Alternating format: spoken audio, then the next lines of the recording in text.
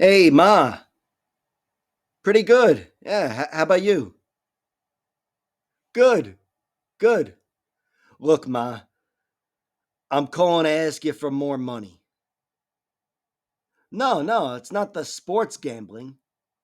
Yeah, Christian Leroy Duncan came through for me this week, Ma. It's the car insurance. I need a little help with the car insurance this month. It's Geico, Ma. You know Geico? Ah, all right, Ma. You've done enough for me anyway. Just wish me luck. I'm going to put all my eggs in the Chepe Mariscal basket. I'm sure that'll solve all my problems. Bye, Ma. Welcome back to MMA Al Dente. I am the guy whose back is against the wall. I got my ma abandoning me in my time of need here at 39 years old. I got Geico breathing down my fucking neck. But I know one thing. When the chips are down, you go heavy on Chepe Mariscal. I'm here to break down UFC 322. This card is stacked from beginning to end. It's going to be fucking awesome. Let's get into it. Hello. My prediction for this fight is Slava Claus wins, and I'm going to go with him winning by decision. And I can't be too confident in the prediction or the method of victory. I think this fight was booked very recently, and it appears to be set at a lightweight. So I'm assuming both guys are somewhat reasonably in shape, and they're expecting to make the weight limit, unlike Ismail Bonfim.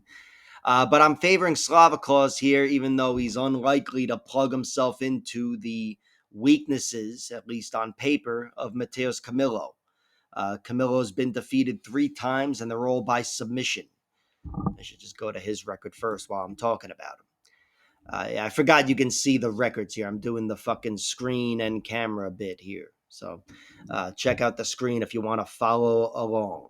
He lost to Gabe Green in his last fight by round 2 submission. I believe I called that precisely. He was doing very well there, and he was mixing it up on the ground, got a little overzealous, got shucked off, and the fight turned around on a dime, and he was submitted.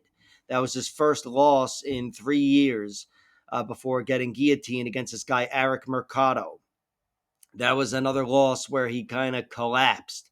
He was doing really well, clipped the guy early, was taking it to him, wasn't able to put him away, got slowed down in the clinch, and eventually got taken out with a guillotine on the ground as well, set up from the full guard.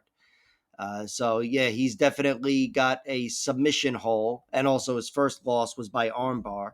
But I think Gabe Green is a really good battle-tested veteran. So it's tough to gauge where he's at. He's coming off of that win before that over the guy that tried to call his shot, whatever, this guy Nabatov, and get into the UFC.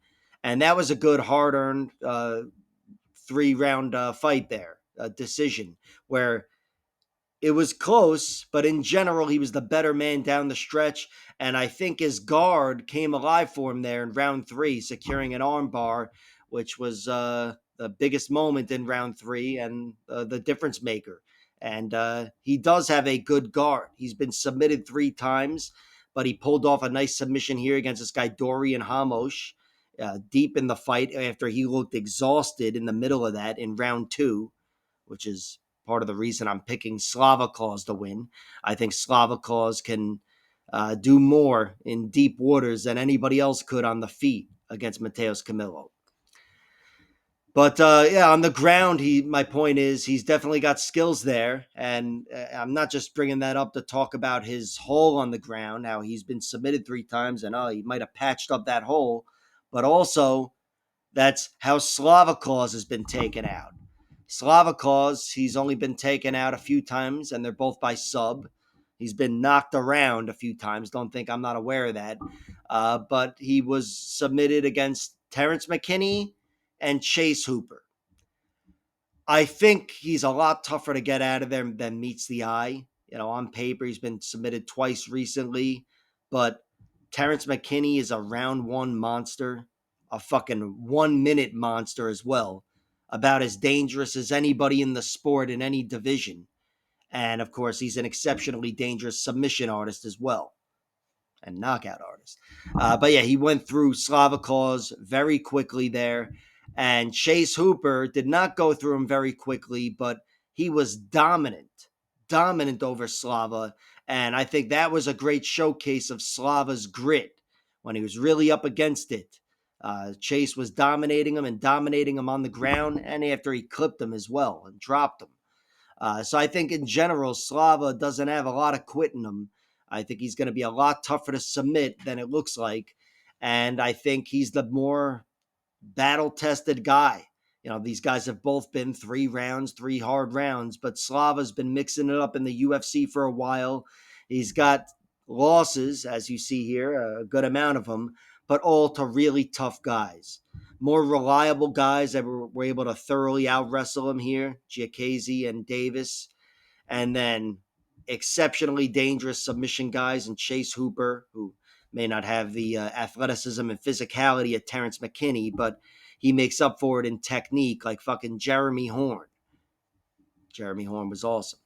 And Tom Nolan here is an awesome fighter, blossoming, if I can use a gay word. But yeah, he's definitely got a ton of upside, and he was able to beat Slava Claus very convincingly, but Slava still looked very tough there. He was just more than a half step behind athletically. And here I think it's going to be a much more manageable fight against Mateus Camilo, and I think it's going to get better and better for him as the fight goes on. Camilo's more dangerous, more versatile. He's the more likely guy to win on the ground. But I do think Slava Claus is the better man on the feet. He's been clipped a few times. Chase Hooper, like I mentioned, Nazim Sadikov with the big head kick. But he's never gone down. Without having seen his kickboxing career, I know he's seasoned, and I'm sure he's weathered storms before. And here he is at 33 years old, in the middle of his athletic prime. It looks like he might be slowing down and whatever, but he's fighting a guy who, on the flip side of that, he's 24 years old, Camilo. And we've seen him get overwhelmed and next leveled in his one UFC fight. Slava's not likely to submit him, but I think he's going to take him to that next level on the feet. And I've got him pulling away in a fight where he's better when he's tired. Slava causes the pick. He appears to be a slight underdog, so I'll probably bet on him, but I'm not in a rush to do so. I'll wait to see everything, and maybe I'll make a play. Susurkaev versus Eric McConico. My prediction for this fight is Bisinger Susurkaev wins, and I'm going to go with him winning by knockout in round 1. Just seems to make the most sense to me, I guess. But I'm not too confident in that prediction. And having seen the odds elsewhere, but not on DraftKings here, I do think I'm probably going to make a play on Eric McConico. Nothing big, just going to reach for some long shot plays just to say I did it. And I won fucking $10. But Eric McConico, he's only got 4 extra fights in Bisinger Susurkaev, but he's got a lot more cage time and just more hard-earned victories. And I'm not talking about his best win, perhaps, over Cody Brundage in his last fight, because it wasn't really so hard-earned, but still a good victory, on paper anyway. But look, Bisinger Susurkaev, he's got a record filled with round 1 finishes, but he's answered every question as well. He's been tested a few times. This guy Shane Shanosky gave him a good battle, took round 2 from him, was able to kind of neutralize him in tight. And Eric Nolan gave him a good battle. If you remember that fight a few months ago, Eric Nolan came in on short notice, his back against the wall. He probably had Geico breathing down his fucking neck. And he gave one hell of a fight on very short notice. But Susurkaev was able to reclaim the fight and get on top of him. Same with Shane Subnopsky. He got on top of him in round 3 and controlled him. And yeah, he's definitely a more well-rounded guy than his record would indicate, but he's not Hamzat on the ground. He's not Hamzat Chimaev. And I think with a lot of upside, there's still question marks, which I can't call downside, but there's speculation there, and I think Eric McConico is just more tried and tested. He's been knocked out in his 3 losses here, which is not a great look, even if I haven't seen all of them. But it gives me doubt about his chin. He was also submitted against Austin Vanderford 10 years ago, for what it's worth. And I thought that said Derek Moneyberg. That would have been fucking hilarious. That guy beat him in MMA. It's a Rottenberg. Wow, that's a fucking wild name there. But yeah, Eric McConico, he's how about that Moneyberg guy, huh? Eric McConico, he's 35 years old with the knockout losses, and one of them being recent, and not really the best bounce back victory over Cody Brundage. By that I mean we don't still don't have the firmest grasp on where he's at. He wasn't really tested so much in that fight, although it was close. It just wasn't exerting. But I do think he's definitely got a good skill set on the feet, obviously, but also on the ground. I think he's going to be a difficult guy to go through on the ground for Bisinger Susurkaev. He's got good jiu-jitsu, Makonico. But I still have to favor Susurkaev. If you put a gun to my head and told me to make a prediction, that is my prediction. And not that he can't win by decision and using his bigger frame and whatever, but I would go with him winning by knockout and it happening in round 1 just by plugging in their records. So yeah, the odds aren't available yet on DraftKings, but expect me to probably waste some money on the 5-1 side rather than trying to shave down the 10-1 side to make a play that I'm not too confident in. Pat Sabatini taking on Chepe Mariscal. My prediction for this fight is Chepe Mariscal provides me some much needed breathing room with Geico, who won't stop hounding me over a few $100s. I'm going to go with Chepe winning by decision, although a TKO is always possible, but I definitely favor Chepe Mariscal. It's not going to be easy. I know that because I've seen them fight before. These guys fought back in 2018, 7.5 years ago. It was a split decision that Chepe won, and it was an awesome fight. I mean, you could see the UFC talent back then, grappling powerhouses, and it was a grappling fight pretty much purely. There was some strikes landed on the feet, but it was a really fun, wild, scrambly grappling match. And here, even though both their skills have sharpened, I still think this is going to be a wild, scrambly grappling match. I think Pat Sabatini is still the better wrestler, but Chepe is still a good wrestler, a better judoka. And I think Chepe has it going on more on the feet. I think he's the better striker. And speaking of which, both guys have been finished, but I do think Pat Sabatini's a little more vulnerable. He was knocked out against Diego Lopez, which, no shame there. He's been hurt against Jamal Emmers, who clipped him. And Damon Jackson got him with a big front kick and then got him out of there on the ground. But yeah, that was him being hurt. And I just think in general, he's a little shaky on the feet to begin with, technically, but also a little more vulnerable. And, he's a short, stocky wrestler. He's got his wrestler tricks. And, he's definitely he can put together a good combination, but it's all a means to an end. He is functionally a grappler in MMA. Jose Mariscal, I don't know why I'm calling him Jose now, Chepe, he's been TKO'd a few times as well, but the only guy to really knock him out was Joe Anderson Brito. He knocked him dead in the LFA in 2019. And Joe Anderson Brito, by the way, his last fight, or, the last fight for Pat Sabatini anyway, Pat Sabatini dominated Joe Anderson Brito. Not that MMA math is something you can rely upon. Obviously, I'm going with Chepe here, but just bringing that up. His other TKO losses are to Steve Garcia, who got him out of there with TKO knee and elbows. He was hurt really badly, but he wasn't out in that fight. Steve Garcia is a fucking monster, obviously, so he may have closed the show, but Chepe was still looking to fight there. And Gregor Gillespie, I don't know why I suggested this wasn't a TKO, but he wasn't knocked out in this fight, but he was pounded against Gregor Gillespie, who is one of the greatest what-ifs in the last 10, 15 years. But yeah, he got on top of him, went through him with his grappling, which Gillespie had incredible grappling, and it was a little too much for Chepe. I suppose for sure that could happen against Pat Sabatini. Pat Sabatini's a monster on the ground, but I don't think he's got that kind of heavy control, those heavy hips. I think Pat Sabatini's really dangerous, but here he's going to be trying to slow the fight down rather than go through Chepe on the ground. But I don't think he's going to be able to slow it to a crawl. I think he'll hit takedowns, but I think Chepe is going to keep moving. He's going to make Pat Sabatini work. He's going to hurt him more than Pat Sabatini hurts him. And I certainly give the first TKO to Chepe here. And I also think Chepe wins the decision.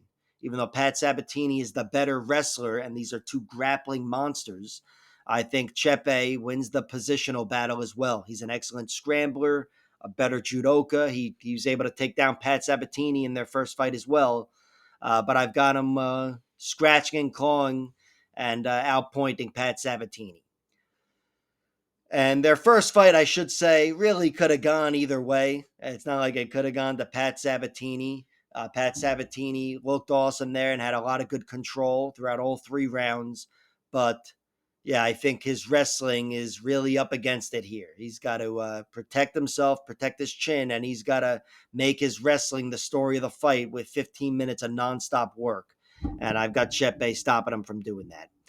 Chepe is my bet. I got him at plus 105 because I'm a jerk off, and now he's plus 110. Thought the line would be swinging the other way, but right now there's a little more doubt, I guess. But no doubt my pick is Chepe, and my bet is Chepe. On Angela Hill. My prediction here has to be Fatima Kline wins, and I've got her winning by decision. I just think there's too much upside with her for me to pick against her.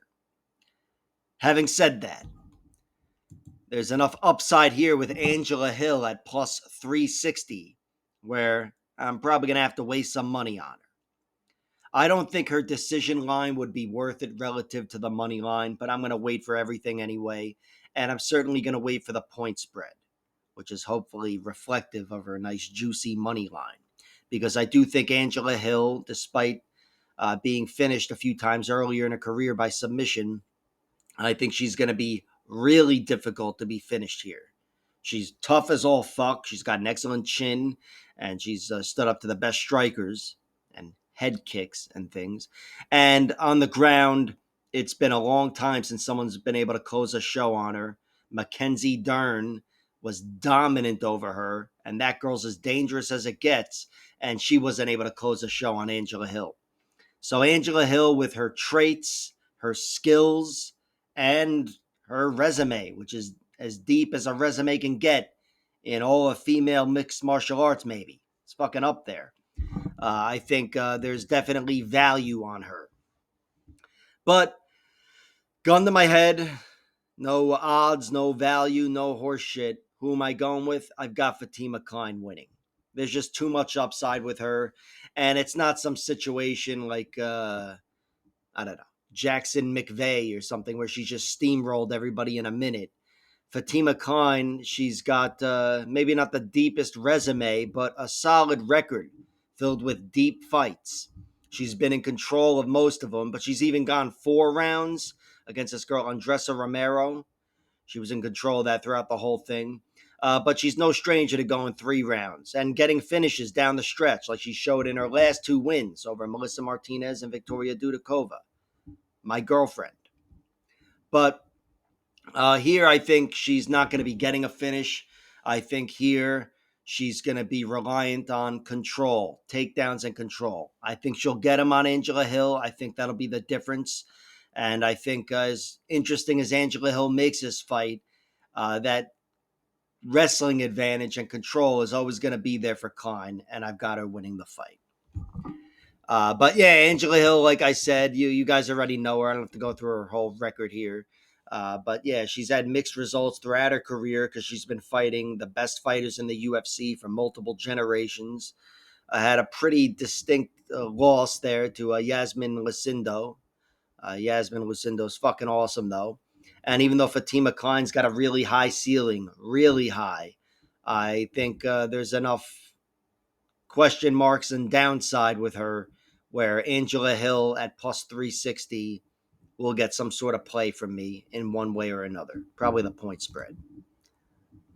Up next, we have Gerald Mearshart taking on Kyle Daukaus. My prediction here is Daukaus wins, and I've got him winning by decision. Just seems like the most likely outcome. I think both guys are really good submission artists. I mean, they're well rounded guys, but they're mainly submission artists here at the UFC level. And even though both guys have been submitted a bunch in the past, I still think it's going to be hard for either guy to close the show here. Mearshart's got a whole bunch of submission losses, but they may as well be amateur losses like they are for Kyle Daukaus, because the only two guys to get him out of there in the last 10 years or so, since he's been in the UFC, are Jack Hermanson with that monstrous guillotine choke, if you remember it, and also Renier de Ritter with his round 3 arm triangle choke.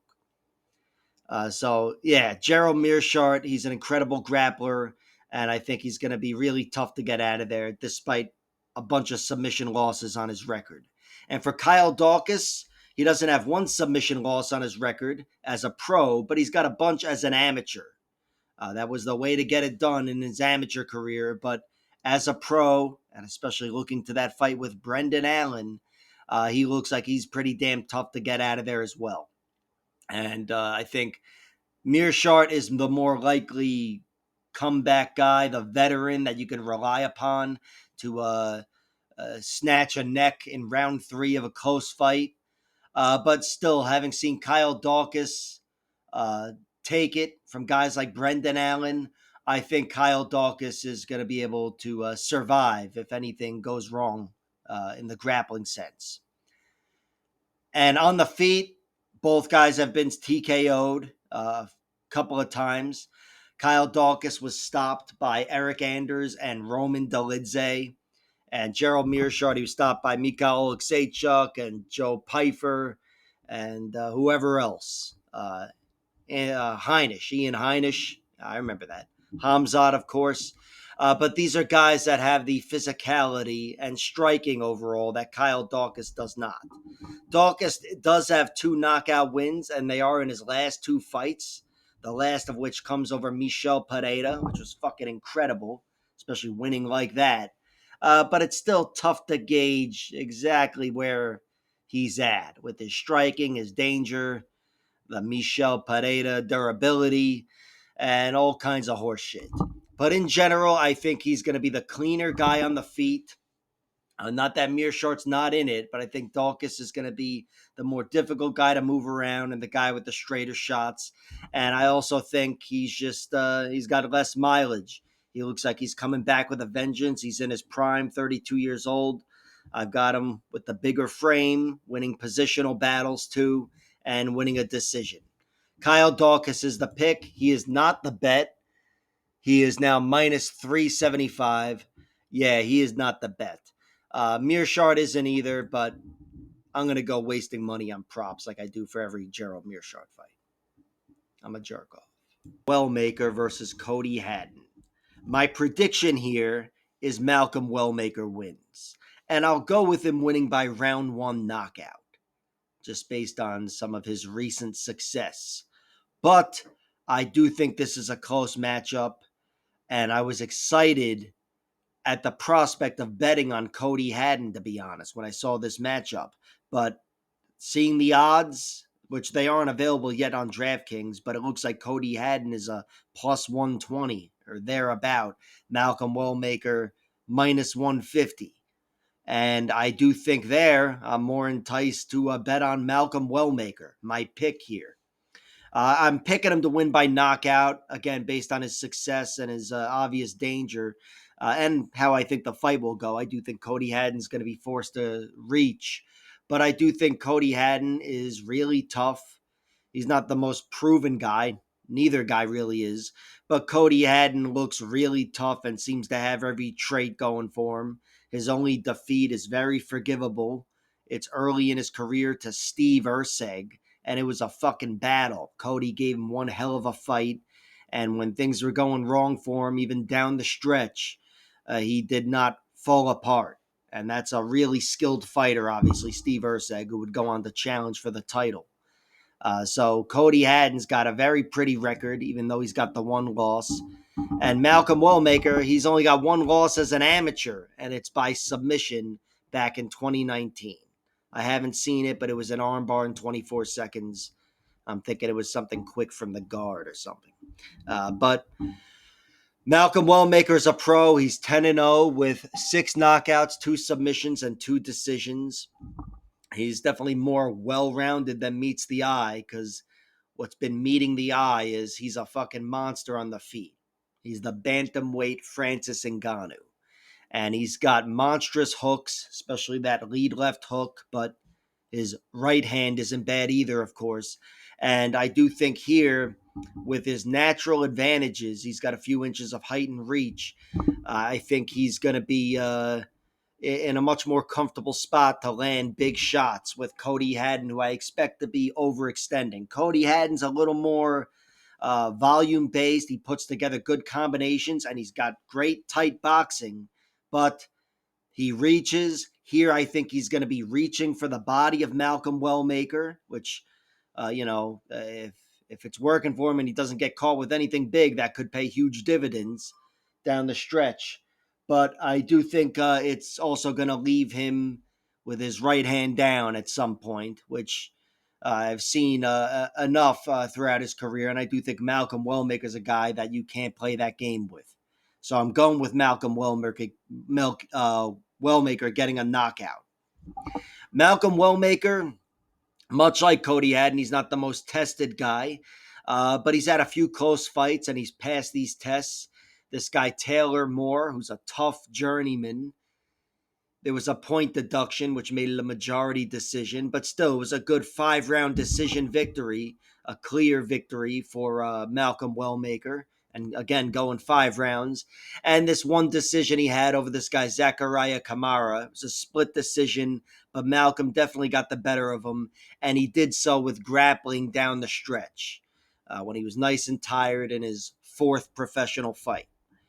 So he's answered every question. And since arriving on the big stage, it's been nothing but 2-minute knockouts pretty much. Cameron Simon probably being the best victory there, even though Moutinho is a really established guy. But here, I think he's got a much tougher fight in Cody Haddon. I'm going to pull his record up. He's coming off a win over Dan Argueta, which was really, really impressive. A nice, thorough 3-round victory. Dan Argueta retired from MMA, and, his career hit the UFC and then kind of fizzled out. But he had some nice moments, and I do think he's an underrated guy now that he's gone. And I think that's a great victory in your UFC debut. Dan Argueta's a tough wrestle boxer, good grinder, and Cody Haddon outgrinded him and was the last man standing in that fight, shucking off takedowns and getting the better of him down the stretch. He's also won down the stretch as well. Nice round 3 finish over this guy, Jared Wilbraham, who's not a bad fighter at all. Got him out of there. TKO with elbows. He kind of pinned him against the cage and just pounded him. This guy, Paul Loga, he's a journeyman, an Aussie journeyman. I believe he's Aussie there. And he got him out of there with a rear naked choke in round 2. I do think Cody Haddon would get the first submission here. He's only got 2 as a pro, but they're good rear naked chokes in 2 of his last 3 fights. And he's got a bunch of rear naked chokes, as you see here, as an amateur. So just know it's there.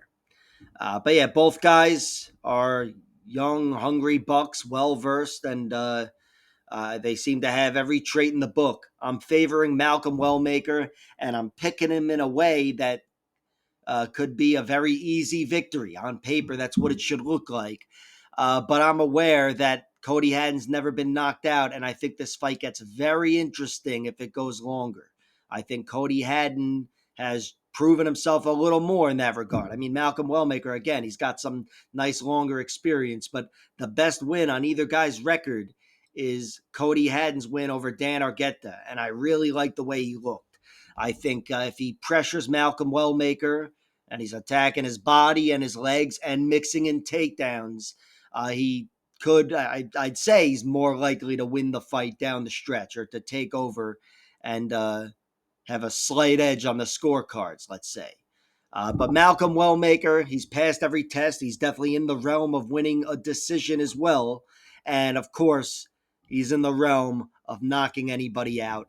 And that's my pick for the 15th fucking time. I'll wait for the odds. And yeah, I'm going with Malcolm Wellmaker. Have Erin Blanchfield versus Tracy Cortez. My prediction here is Tracy Cortez wins, and I'm going to go with her winning by decision. I think this is going to be a really good fight. These two girls fought a few years ago, many years ago, I guess, kind of like Chepe Mariscal and Pat Sabatini. And now they're top contenders in the UFC having a rematch. And I think it's going to be another really close fight. Tracy won the first fight by split decision, and I guess that's my pick this time around. I'll go with a split decision. But yeah, I think it's going to be close, but I think Tracy is much more in this fight than people are giving her credit for. The fight I envision is where Tracy Cortez is the faster woman. I think her wrestling is faster, but I also think her striking is faster, especially when she's firing on all cylinders. And I've got her being quicker and her boxing taking round one on the scorecards. And then down the stretch, it's going to be a little more grimy and a lot more grueling with, I'm sure, some grappling. But I think Tracy Cortez, even though she's the lesser grappler, I'd say, compared to Erin Blanchfield, she's still a really, really good grappler, a good wrestler grappler, and I know she can hang with Erin Blanchfield. And here she's on a full camp, unlike when she fought Rose Namajunas, which is her one loss since her MMA debut back in 2017. But yeah, she lost to Rose, taking the fight on short notice. I think she might have even replaced Erin Blanchfield. But either way, Rose is amazing, and I'm aware Rose also had a 5-round fight with Erin Blanchfield around the same time, and Erin Blanchfield was able to outlast Rose and win rounds 3, 4, and 5 with a steady grind and walk away with a huge decision win. So it looks like, MMA math-wise, head-to-head, Erin is a step ahead of Tracy. But I do think Tracy Cortez, she's already established herself with huge wins over Jasmine Jasdavicius. Melissa Gatto is underrated. Viviane Araujo, one of the most underrated tests for anybody. And I think she's a viable grinder. She's here on a full camp, and I think she's going to have a little more for Erin Blanchfield on the feet and enough for her in the grappling to win a decision. I'm going with Tracy Cortez. Tracy Cortez is a plus 210 underdog. You can see the over is set at minus 445. So I don't think the decision line is going to be much better. The money line is where it's at for me with Tracy Cortez because it covers the flukes and the horse shit. But I'll wait for everything just to see. And certainly I'll look for the point spread. That'll be my bigger play because I do think this is going to be a fight that goes the distance. I do think it's going to be grimy, scrambly, and I think it's going to be competitive. So Tracy Cortez is the pick. She's the play because it's the underdog, but the safer play and bet will be the point spread for me. Next up, we have Gregory Robocop Rodriguez versus Roman Kopylov. My prediction for this fight is Robocop wins, and I'm going to go with him winning by submission, which I can't be too confident in because he hasn't done that in like a decade. But I'm going to take him winning by submission in round 2 over Roman Kopylov. I think this is going to be a very interesting battle on the feet. Kopylov is an excellent striker, but he's much more of a kicker. The majority of his finishes, I'd say, come with kicks. Most of them are down the stretch, and a good amount of them are to body shots. And also, he's got a lot of body shot finishes with his hands. But here, I think his best course of action is going through the chin of RoboCop, and I don't think that's going to be where his outside striking is slowly getting the better of RoboCop.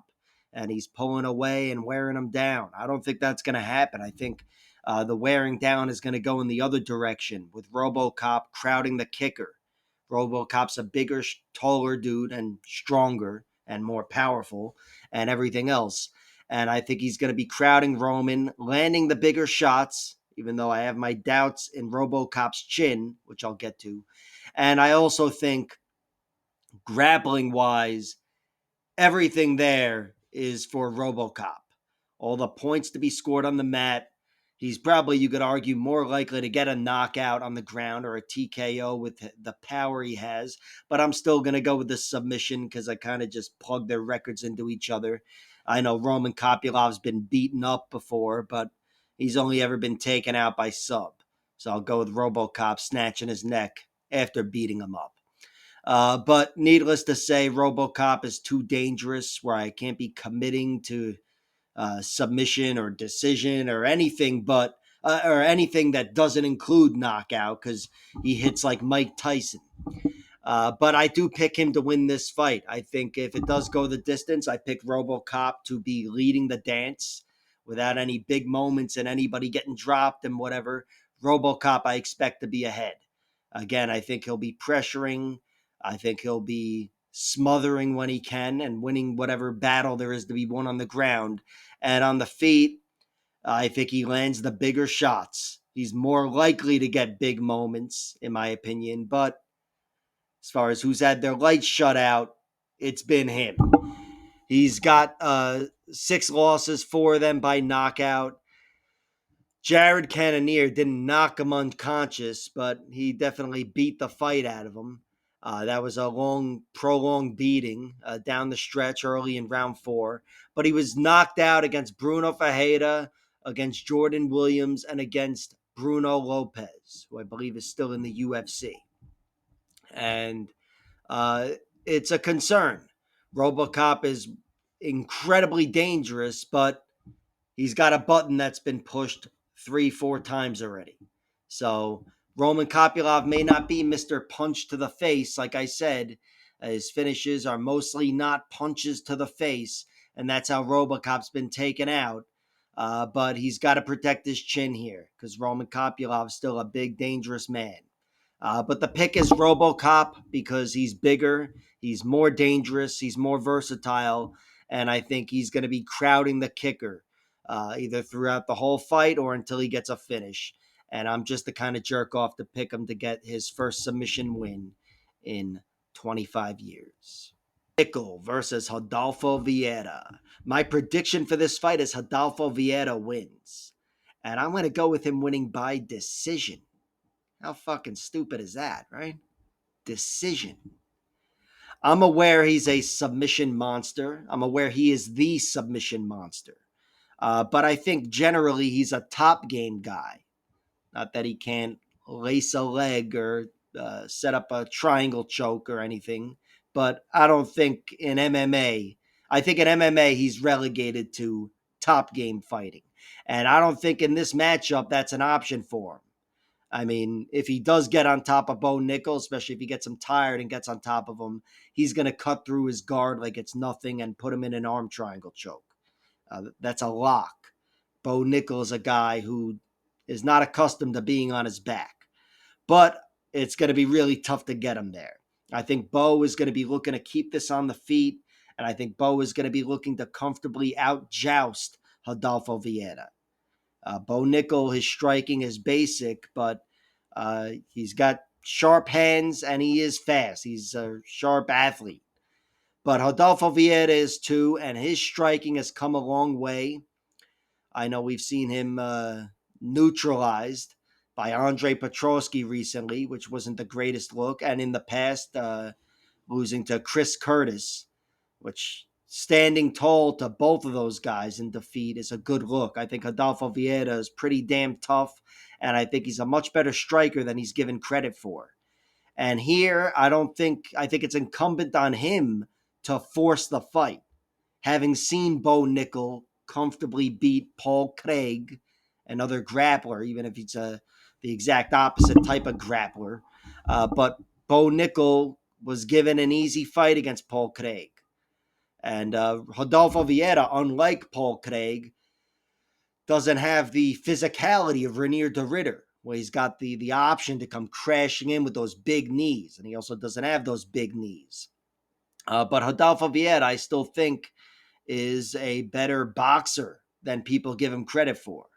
Not that he's a great boxer, but he does have good hands. He does have a good chin. I really like the way he looked against Tresean Gore. And I like the way he's looked in defeat. He's a tough guy. He didn't collapse like you could argue Bo Nickel did against Renier de Ridder. Especially his loss against Chris Curtis, I think, is a good look. And he took a round from him, too. And I think here there's enough upside with Adolfo Vieira. A whole world of upside on the ground and on the feet where I expect the fight to take place. I think Bo Nickel, he's been able to fight comfortably, either going through guys that aren't on his level and knocking them dead, or out jousting guys and fighting comfortably with guys that didn't really put their feet on the gas and give him a test. And Rodolfo Vieira, he's seen these fights play out. He just saw Bo Nickel lose by having a guy really pressure him. And even though Rodolfo Vieira doesn't have that stature, I think he's got the skills to take the fight to Bo Nickel. It would make sense if he found a finish if you look at Rodolfo Vieira's record, but I'm a jerk off, so I'm picking him winning by decision. I'm not married to that at all, but I am married to Rodolfo Vieira. He's a plus 190 right now, and I bet on him already. And on the flip side, I can tell you the over minus 125. I can't say that's 100% a bet on Bo Nickel, but because I do think Bo has really dangerous hands. He could knock out Vieira, but I'd say far and away his primary path to victory is decision, and it's going to be a tactical, slow-paced, jousting type of decision. So the over covers that obviously, but in my opinion, I'm going to wait for the props and all that and see what the Bo Nickel decision line looks like, because I think, again, that's far and away his primary path to victory. But I'm going with Adolfo Vieira, a ton of upside, and I think a little underrated and overlooked. And Bo Nickel, maybe you could say the opposite. Taking on Benoit Saint-Denis. My prediction for this fight has to be Benoit Saint-Denis wins by TKO in round one. It just seems most likely to me. Benoit Saint-Denis, a seek and destroy fighter, and Beneil Dariush, he's a guy who's only getting older. He's had gray hair for like fucking a decade at this point, but he's been roughed up. He's got 6 losses, 5 of them are by knockout, and then the one strangulation to Michael Chiesa. But he's been roughed up as of late. He's got a great win over Mateusz Gamrot back in October of 2022, 3 years ago. But since then, he's 1-2 with 3 overall rough fights. He was knocked out or TKO'd against Arman Tsarukyan and Charles Oliveira in round 1. And then after getting dropped in round 1 against Moicano in his last fight, he was able to outlast him and outwork him and got a really good decision victory there. Even if Moicano didn't look great overall, you could only attribute that to Beneil Dariush making him look that way. But I still think here he's going to be fighting a guy who's surging and in his prime, Benoit Saint-Denis. And he's a guy not without his own trials and tribulations, but he's still battle-tested and he's a fucking tank. He's technically been TKO'd in 2 of his 3 losses, but the loss to Moicano, he was beaten down in round 1, but he survived. And then he looked to me like he was going to be taking over the fight in round 2, but the damage had been done and the fight was stopped. His one legit knockout loss is to Dustin Poirier in the fight before that. He came at Dustin like a freight train, beat the shit out of him a little bit, but Dustin's Dustin, and he got that one last great finish in his career, knocking out Saint-Denis. And his other loss may as well have been a TKO, to be honest, but it was a decision loss to Eliseo Zaleski dos Santos. Saint-Denis moved up on short notice, up a weight class, and got the living shit kicked out of him and did not back down. That was a prime example of toughness in MMA. And yeah, this dude's got it. And he's got skills everywhere. He's really a seek and destroy fighter on the ground with 11 submission victories. That's what he wants to do. And I do think he's one of the few guys in the realm of putting away Beneil Dariush on the ground, but I still have to favor him to get it done on the feet. And I do think there's a chance Dariush, if Saint-Denis is geared too much towards grappling, I think Dariush could make that very difficult for him, just duplicating the success he had against Gamrot. Dariush is a very difficult guy to just go through with grappling. But I think Saint-Denis just has to be trusted more. You see here, he's 29 years old as opposed to 36, 37-year-old Beneil Dariush. And again, every trait on full display with Benoit Saint-Denis, and that includes his power. He's only got 4 TKOs or knockouts in his 15 wins, but he's definitely a dangerous man, and I've got him closing the show here on Beneil Dariush. Prediction for this fight is Carlos Prates wins, and I'm going to go with him winning by knockout in round 2. It's just a prediction that's based on the danger of Carlos Prates. Leon Edwards, he's never been knocked out, even though he's been knocked around a few times. Nate Diaz caught him with the big 1-2 at the end of round 5. And Brian Barberena caught him with a big uppercut. He's been knocked around, but he's never gone out. And here, even though he's still in his prime at 34 years old, I'm picking him to go down for the first time because Carlos Prates is dangerous in a way that very few are. He's longer and taller than Leon, and it's not all just about the reach with the fists. He's got elbows, he's got knees, he's got spitting shit. He's exceptionally dangerous. I would hope and I would expect Leon's plan A to be to mix in grappling. Leon, he's not the most proven, 15-minute grappler. He's definitely more of a striker, but he's still got really overlooked grappling. I'm sure Prates has a lot he's looking to showcase as well. But I have to give Leon the edge there on paper. If I can sound like a jerk off, and I would think Leon, at the very least, can control Carlos Prates, if not go through him down there. But he's not Mr. Wrestler. He's not Mr. Action, Leon Edwards. He's not Mr. Foot on the gas. And I think here he's going to fall into his old ways. And instead of being able to sit comfortably on the end of someone's pressure, he's going to end up getting hurt, where he never really gets hurt before this. Never got finished anyway. Prates is just exceptionally dangerous, and I've got him roughing up Leon and then closing the show. I'd love to see Leon win. Again, he's 34 years old, just turned 34 a few months ago. He's still close enough to his prime, and I know Carlos Prates isn't going to go through him like Sean Brady did or beat him in the way that Bilal Muhammad did, but there's just still so much upside with Carlos Prates, to the point at which, against a former champion, a recent former champion, and an all-time welterweight great, I've got Carlos Prates being too much for him in his realm. So Prates is the pick, and Prates is the play and the under. I like Prates getting the finish. I'll wait for the props and all that before making more plays, but I'm a Carlos Prates guy on Saturday night. 3 submission. I just favor Sean Brady because I think he is that next level of a wrestler, of an overall grappler. He's a fucking monster on the ground. And I think he's going to show Michael Morales something that he probably can't find with any other welterweight. Somebody that's really fast, sharp, and incredibly fucking strong on the ground. Michael Morales, he's a huge test, really huge physical test. Kind of reminds me of like a Vinicius Oliveira at bantamweight, or whatever weight he's at there. That's how Morales is at welterweight. He's a wrestler first and foremost, but he's just got such strength and physicality and fucking danger. He's a problem on the feet.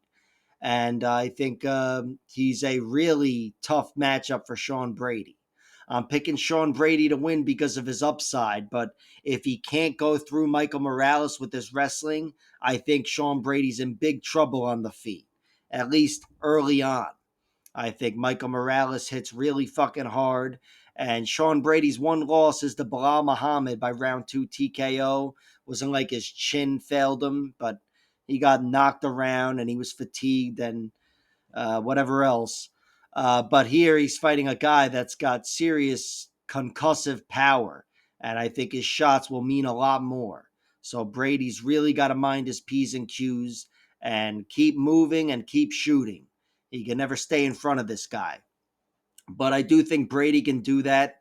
I think he's got really good movement, incredibly sharp takedowns. His speed is there for him in wrestling and in striking, on the feet. And I think he's gonna be able to slow down Michael Morales and eventually get him down and then drown him from there.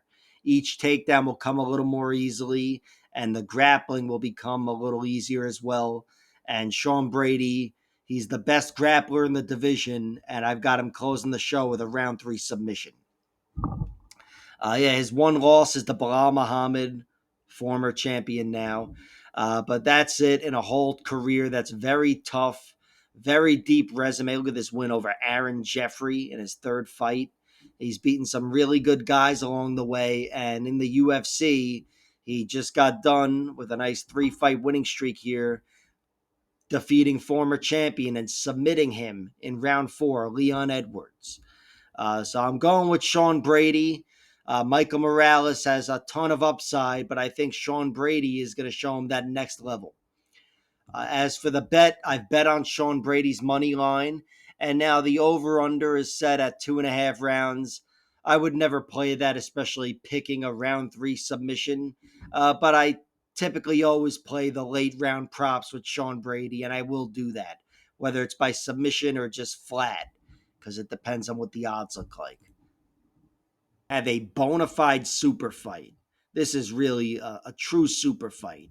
Weili Zhang moving up in weight to challenge Valentina Shevchenko for her flyweight championship. My prediction here is Valentina Shevchenko wins, and I'm going to go with her winning by decision. I think this is going to be a really close fight. I just give Valentina the slight edge because she's a really neutralizing fighter. I think Weili's going to be faster than her on the feet, just a little more spring in her step, the sharper athlete. But Valentina is always cocked and ready, one of the best counter strikers, and she's also a good counter wrestler or grappler. And I think she's going to mix it up, still have a little bit of a physical advantage despite Weili Zhang having time to prepare for this and being a physical and athletic tank coming up from strawweight. But with Valentina showing she can take down Manon Fior. I mean, Manon Fior is a fucking problem, a physical problem in a way that Weili Zhang is not.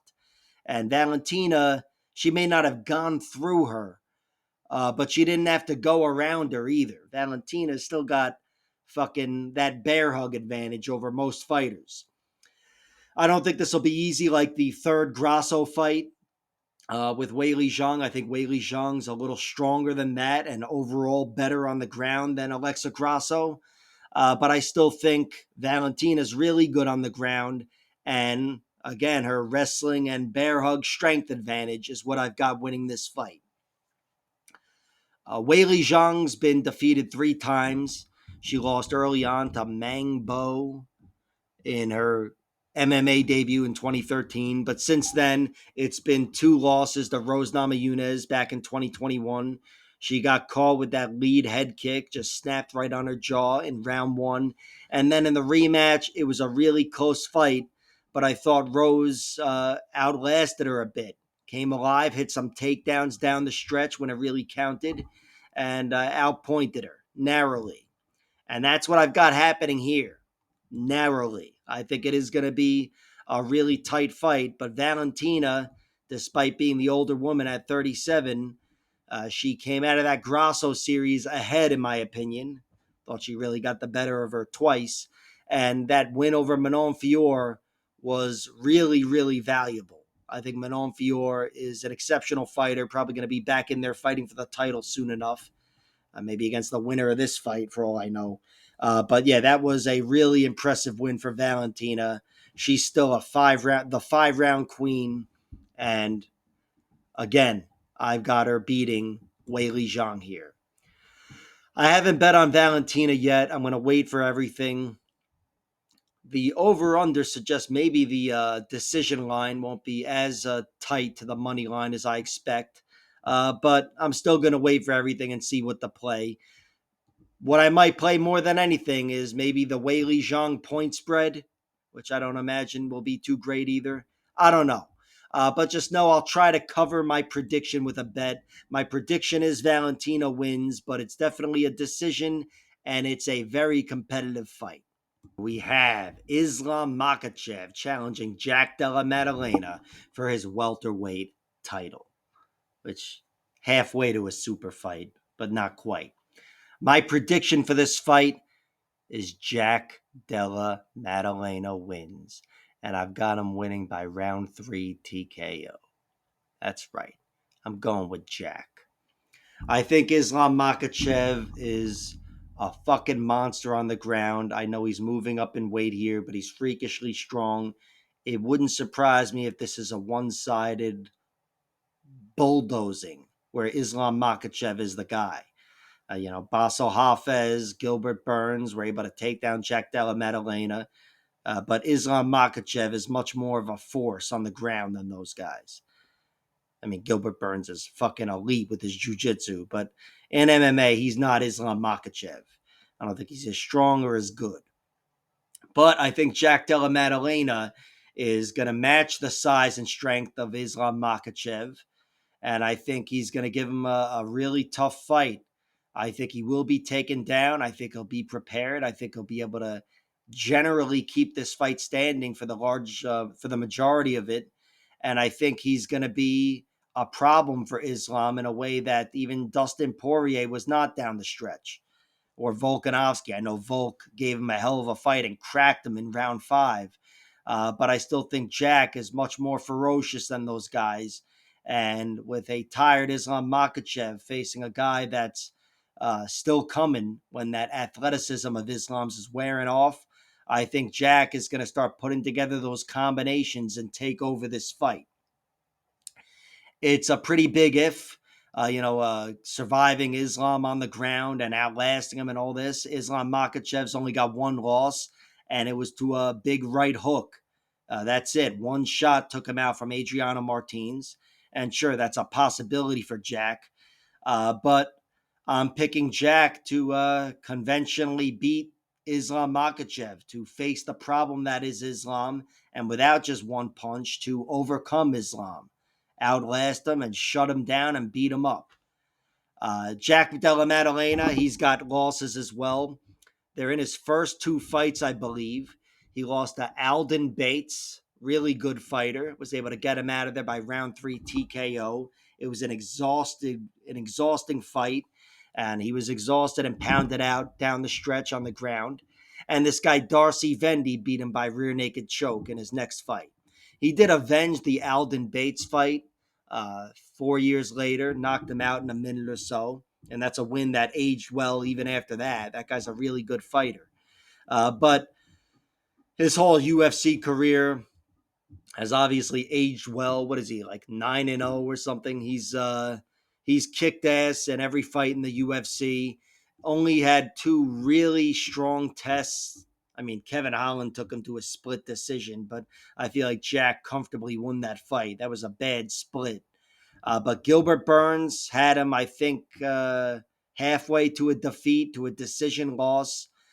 Jack only had 3 rounds with which to work in that fight, and with only a few minutes left, he kept working, and when he was down and out, he turned the fight around, clipped Gilbert Burns with some big knees and a scramble, and got him out. And against Basil Hafez, that was a fight that was really close 2 years ago. Basil Hafez, a little bowling ball grappler, was able to take down Jack. He took him down more easily than I expected, And the guy being a good grappler, he may not have tried to out-grapple Jack, but he stopped when he had out-wrestled him. And that was those were points to be scored, and he was scoring them. Islam is much better on the ground, but I think he'll be moving a little more than Basil Hafez, just trying to stuff his guard or whatever. I don't envision that from Islam. I think Islam's more of a seek and destroy guy, obviously, and while that may lead to some destructions, it'll also free Jack up to get up. And I think Jack looked better than ever against Bilal Muhammad. Bilal Muhammad may not be Islam. I don't put him on the level of Islam, but he's close enough. Really good fighter and wrestling based. And Jack Della Maddalena shut down that wrestling and really beat up Bilal Muhammad and looked better and better over the course of 25 minutes. That was some championship level shit. So we've seen championship level shit, 5-round performances from both guys. And I know Jack's the new champ, but I think Jack is equipped to hand Islam Makhachev his second loss here. I think Jack is going to be, he's not going to quit. I think he's going to be a tough guy to go through on the ground, tough guy to get down in the first place, but maybe not as difficult as others. But overall, on the feet, I think Jack brings a storm that few others bring.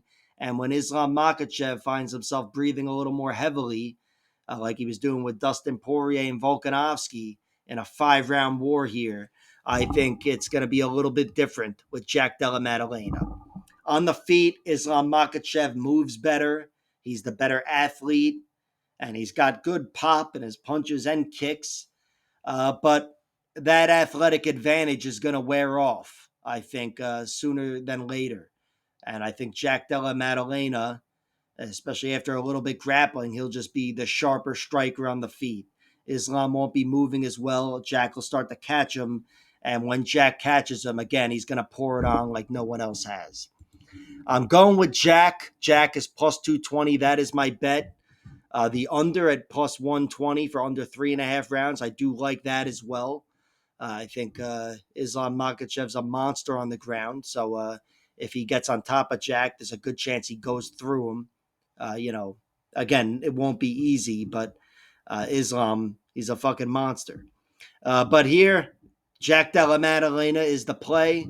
And if I see any more props, maybe I'll cover something on the Islam side, but I'll probably just dig in with Jack.